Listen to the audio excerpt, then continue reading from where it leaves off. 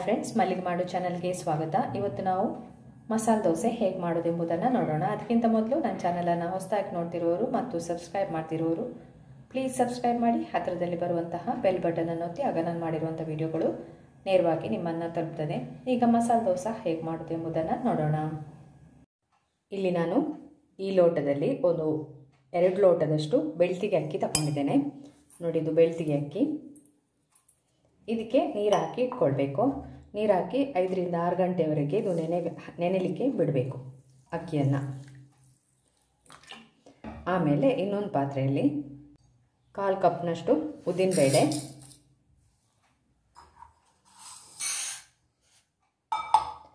1/4 ಕಪ್ನಷ್ಟು ಹೆಸರು ಬೇಳೆ,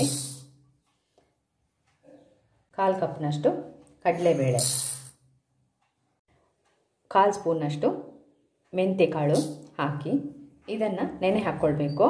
ನೀರು ಹಾಕಿ ಒಂದು 5 ಗಂಟೆ ನೆನೆಯಲಿಕ್ಕೆ ಬಿಡಿ. ಇದನ್ನು ಕೂಡ ಅಕ್ಕಿ ಮತ್ತು ಬೇಳೆ ಎಲ್ಲ ನೆಂದಿದೆ. ಒಂದು 5 ಗಂಟೆ ಆಗಿದೆ ನಾನು ನೆನೆಸಿಟ್ಟು. ಈಗ ಇದನ್ನು ರುಬ್ಕೊಳ್ಬೇಕು. ಮೊದಲಿಗೆ ನಾನು ಬೇಳೆಯನ್ನೆಲ್ಲ ರುಬ್ಕೊಳ್ತೇನೆ.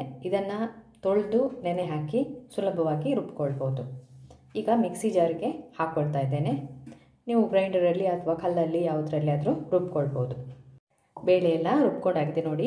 ತುಂಬ ನೀರಾಗಿ ರುಬ್ಕೊಳ್ಬೇಡಿ, ಸ್ವಲ್ಪ ದಪ್ಪಕ್ಕೆ ಇರಲಿ. ಇದನ್ನೀಗ ಒಂದು ಪಾತ್ರೆಗೆ ಹಾಕ್ಕೊಳ್ತಾ ಇದ್ದೇನೆ. ಯಾವ ಪಾತ್ರೆಯಲ್ಲಿ ನೀವು ಹಿಟ್ಟು ಹಾಕ್ಕೊಡ್ತೀರಿ ಆ ಪಾತ್ರೆಗೆ ಹಾಕ್ಕೊಳ್ಬೇಕು.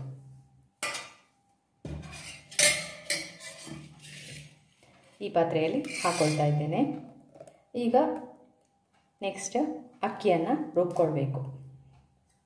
ಇದೇ ಜಾರಿಗೆ ಅಕ್ಕಿ ಹಾಕ್ಕೊಳ್ತಾ ಇದ್ದೇನೆ. ಅಕ್ಕಿಯನ್ನು ಕೂಡ ರುಬ್ಕೊಂಡಾಗಿದೆ. ಇದನ್ನು ಕೂಡ ಅದೇ ಪಾತ್ರೆಗೆ ಹಾಕ್ಕೊಳ್ತಾ ಇದ್ದೇನೆ. ಯಾವುದು ಪಾತ್ರೆಯಲ್ಲಿ ನೀವು ಬೇಳೆ ಹಾಕ್ಕೊಂಡಿದ್ದೀರಿ ಅದೇ ಪಾತ್ರೆಗೆ ಹಾಕ್ಕೊಳ್ಬೇಕು. ಅದನ್ನು ಕೂಡ ತುಂಬ ನೀರಾಗಿ ರುಬ್ಕೊಳ್ಬೇಡಿ. ದೋಸೆ ಹಿಟ್ಟಿನ ಹದಕ್ಕೆ ಬರಬೇಕಿದು. ಹಿಟ್ಟೆಲ್ಲ ರುಬ್ಕೊಂಡಾಗಿದೆ. ಈಗ ಇದಕ್ಕೆ ಒಂದು ಮುಷ್ಟಿಯಷ್ಟು, ನಿಮ್ಮ ಕೈಯಲ್ಲಿ ಎಷ್ಟು ಹಿಡಿತದೆ ಅಷ್ಟು ಒಂದು ಮುಷ್ಟಿಯಷ್ಟು ಮೈದಾ ಹಿಟ್ಟನ್ನು ಇದಕ್ಕೆ ಸೇರಿಸ್ಕೊಳ್ಬೇಕು. ಆಮೇಲೆ 1 ಸ್ಪೂನು ಸಕ್ಕರೆ ಹಾಕ್ಕೊಡಿ. ಮತ್ತು 1 ಸ್ಪೂನಷ್ಟು ಉಪ್ಪು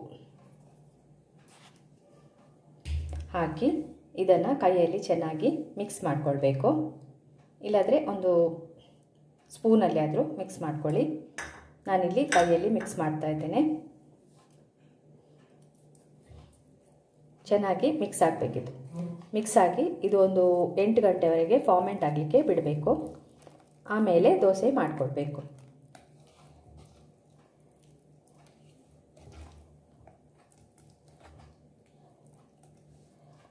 ಗಂಟುಗಳಿಲ್ಲದಾಗೆ ಕಲಸಿ ಮುಚ್ಚಿ ಇಟ್ಬಿಡಿ. ಹಿಟ್ಟು ಫಾರ್ಮೆಂಟ್ ಆಗಿದೆ ನೋಡಿ, ಎಷ್ಟು ಚೆನ್ನಾಗಿ ಫಾರ್ಮೆಂಟ್ ಆಗಿದೆ. ಅಂದರೆ ಹುಳಿ ಬಂದಿದೆ. ಸುಮಾರು 6-7 ಗಂಟೆ ಆಗಿದೆ ಇದು ನಾನು ಹಾಕಿಟ್ಟು. ನೋಡಿ, ಚೆನ್ನಾಗಿ ಉಬ್ಬಿದೆ ಇದು. ಇದನ್ನೆಲ್ಲ ಮಿಕ್ಸ್ ಮಾಡ್ಕೊಳ್ಳಿ. ಸ್ವಲ್ಪ ಉಪ್ಪನ್ನು ಬೇಕಾದರೆ ಸೇರಿಸ್ಕೊಳ್ಬೋದು. ನಾವು ಸ್ವಲ್ಪ ಉಪ್ಪು ಹಾಕ್ಕೊಂಡದ್ದಲ್ಲ, ಸ್ವಲ್ಪ ಹಾಕ್ಕೊಳ್ಳಿ. ರುಚಿ ನೋಡಿ ಹಾಕಿ. ಇಲ್ಲಿ ನಾನು ಸ್ವಲ್ಪ ಉಪ್ಪನ್ನು ಸೇರಿಸ್ಕೊಳ್ತಾ ಇದ್ದೇನೆ.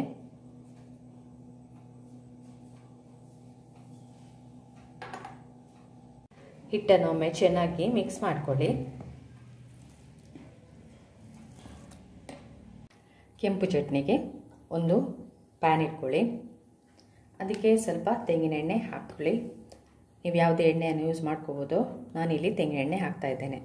ಸ್ವಲ್ಪ ಜಾಸ್ತಿನೇ ಹಾಕ್ಕೊಂಡಿದ್ದೇನೆ. ಇದಕ್ಕೆ ಸ್ವಲ್ಪ ಜೀರಿಗೆ ಹಾಕ್ಕೊಳ್ಳಿ. ಸ್ವಲ್ಪ ಉದ್ದಿನಬೇಳೆ, ಸ್ವಲ್ಪ ಕಡಲೆಬೇಳೆ,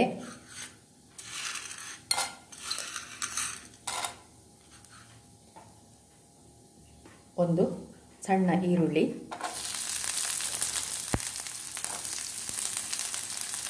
ಸ್ವಲ್ಪ ಶುಂಠಿ, ಕರಿಬೇವು, ಕೆಂಪು ಮೆಣಸು ಹಾಕಿ ಇದನ್ನು ಫ್ರೈ ಮಾಡ್ಕೊಳ್ಬೇಕು. ಫ್ರೈ ಮಾಡ್ಕೊಳ್ಳಿ. ಬೇಕಾದರೆ ಇದಕ್ಕೆ ಸ್ವಲ್ಪ ತೆಂಗಿನಕಾಯಿ ಕೂಡ ಹಾಕ್ಬೋದು. ನಾನು ಹಾಕ್ಕೊಳ್ತಾ ಇಲ್ಲ. ಇದು ಒಳ್ಳೆ ಫ್ರೈ ಆಗಬೇಕು.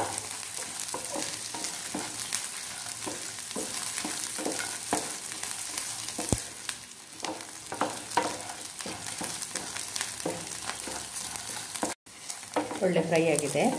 ಇದನ್ನು ತಣ್ಣದ ಮೇಲೆ ಇದನ್ನು ರುಬ್ಕೊಳ್ಬೇಕು. ಸ್ವಲ್ಪ ಉಪ್ಪು ಹಾಕಿ ರುಬ್ಕೊಳ್ಬೇಕು. ಈಗ ಚಟ್ನಿ ಮಾಡಿಕೊಡುವ. ಇದು ತಣ್ಣದಿದೆ. ಮಿಕ್ಸಿ ಜಾರಿಗೆ ಹಾಕ್ಕೊಂಡು ಸ್ವಲ್ಪ ಉಪ್ಪು ಹಾಕಿ ರುಬ್ಕೊಳ್ಬೇಕು. ಮಿಕ್ಸಿ ಜಾರಿಗೆ ಹಾಕ್ಕೊಳ್ತಾ ಇದ್ದೇನೆ.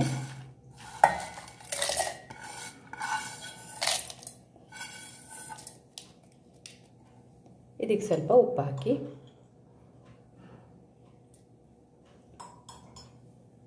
ರುಬ್ಕೊಳ್ಳುವ.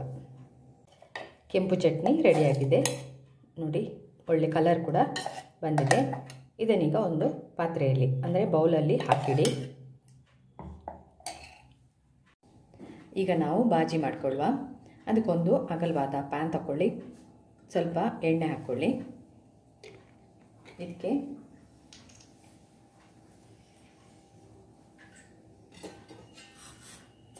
ಸ್ವಲ್ಪ ಉದ್ದಿನಬೇಳೆ, ಸ್ವಲ್ಪ ಕಡಲೆಬೇಳೆ, ಸ್ವಲ್ಪ ಜೀರಾ ಹಾಕ್ಕೊಳ್ಳಿ, ಸ್ವಲ್ಪ ಸಾಸಿವೆ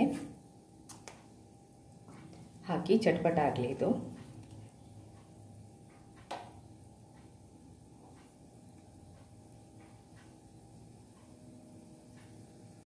ಸಾಸಿವೆ ಚಟ್ಪಟ ಹೇಳ್ತಾ ಇದೆ. ಒಂದು ಹಸಿಮೆಣಸು ಹಾಕಿ, ಕರಿಬೇವು, ಸ್ವಲ್ಪ ಶುಂಠಿ ಹಾಕಿ ಫ್ರೈ ಮಾಡಿಕೊಳ್ಳಿ. ಇದಕ್ಕೀಗ ಒಂದು ದೊಡ್ಡ ಈರುಳ್ಳಿ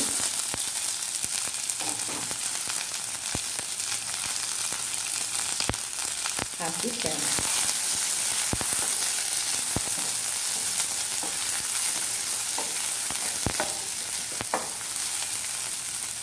ಇದಕ್ಕೆ ಸ್ವಲ್ಪ ಅರಿಶಿಣ ಪೌಡರ್ ಕೂಡ ಹಾಕ್ಕೊಳ್ಬೇಕು.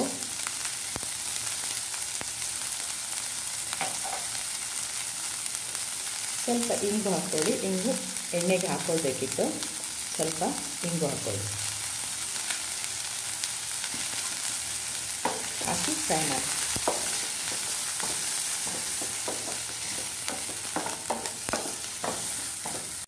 ಎಲ್ಲ ಫ್ರೈ ಆಗಿದೆ ನೋಡಿ.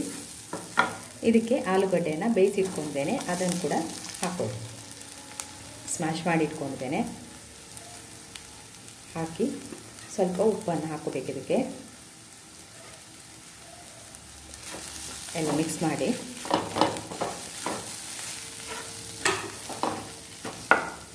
ಒಂದು ಕಪ್ನಷ್ಟು ಅಂದರೆ ಕಾಲು ಕಪ್ನಷ್ಟು ನೀರು ಹಾಕ್ಕೊಳ್ಳಿ. ನೀರು ಹಾಕಿ ಎಲ್ಲ ಮಿಕ್ಸ್ ಮಾಡಿ ಒಮ್ಮೆ ಸ್ವಲ್ಪ ಉಪ್ಪು ಹಾಕ್ಕೋಬೇಕು. ಇದಕ್ಕೆ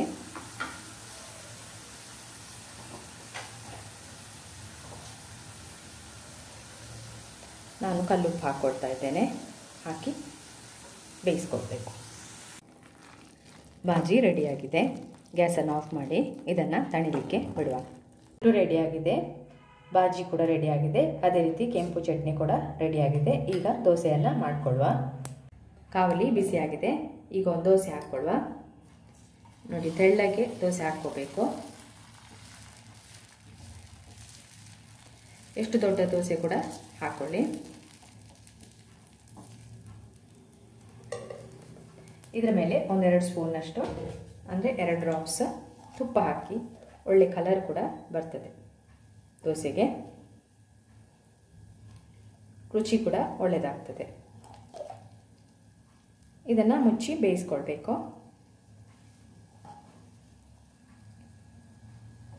ದೋಸೆ ಕಾದಿದೆ. ಇದಕ್ಕೆ ಸ್ವಲ್ಪ ಕೆಂಪು ಚಟ್ನಿಯನ್ನು ಹಾಕ್ಕೊಳ್ಳಿ. ಆಪ್ಷನಲ್, ಬೇಕಾದರೆ ಹಾಕ್ಕೊಳ್ಬೋದು, ಇಲ್ಲಾಂದರೆ ಹಾಗೆ ನೀವು ಬಾಜಿ ಹಾಕಿ ಸರ್ವ್ ಮಾಡ್ಬೋದು. ಕೆಂಪು ಚಟ್ನಿ ಹಾಕಿದರೆ ಸ್ವಲ್ಪ ಟೇಸ್ಟ್ ಚೆನ್ನಾಗಿರ್ತದೆ.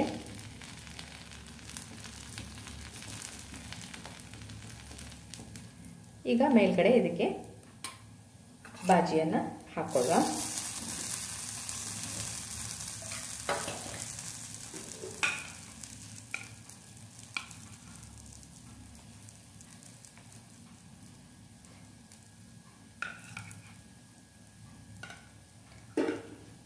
ಇದನ್ನೀಗ ಫೋಲ್ಡ್ ಮಾಡಿಕೊಳ್ಳುವ.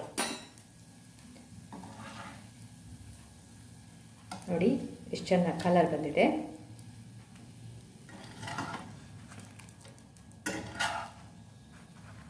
ನೋಡಿ